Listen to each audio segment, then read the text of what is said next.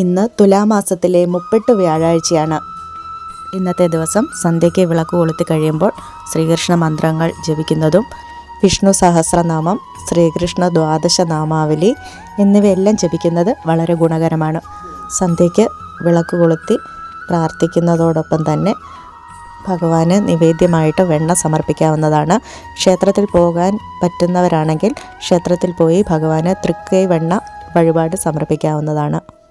ശ്രീകൃഷ്ണ ദ്വാദശ നാമാവലി: ഓം കേശവായ നമ, ഓം നാരായണായ നമ, ഓം മാധവായ നമ, ഓം ഗോവിന്ദായ നമ, ഓം വിഷ്ണുവേ നമ, ഓം മധുസൂദനായ നമ, ഓം ത്രിവിക്രമായ നമ, ഓം വാമനായ നമ, ഓം ശ്രീധരായ നമ, ഓം ഋഷികേശായ നമ, ഓം പത്മനാഭായ നമ, ഓം ദാമോദരായ നമ.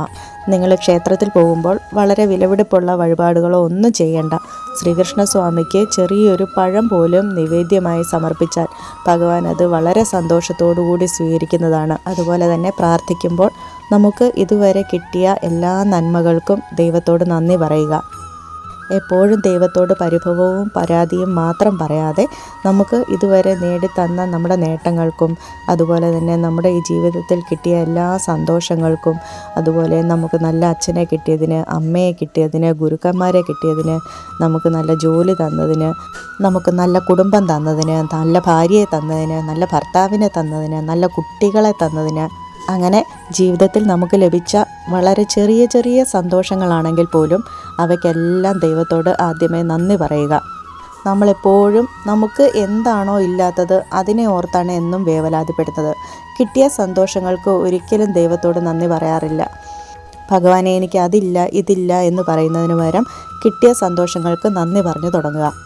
നമ്മുടെ ആവശ്യങ്ങൾക്കും പ്രാർത്ഥനകൾക്കും അല്ലാതെ നമ്മളെപ്പോഴെങ്കിലും ഉണ്ണിക്കണ്ണനെ കാണാനായി പോയിട്ടുണ്ടോ? ആ നടയിൽ ചെന്ന് ആ ചിരിക്കുന്ന തിരുമുഖം ഒന്ന് നോക്കിക്കൊണ്ട്, ഭഗവാനെ ഞാൻ അങ്ങയെ കാണാൻ വന്നതാണ്, അങ്ങേക്കിവിടെ സുഖമല്ലേ എന്ന് എപ്പോഴെങ്കിലും ചോദിക്കാറുണ്ടോ?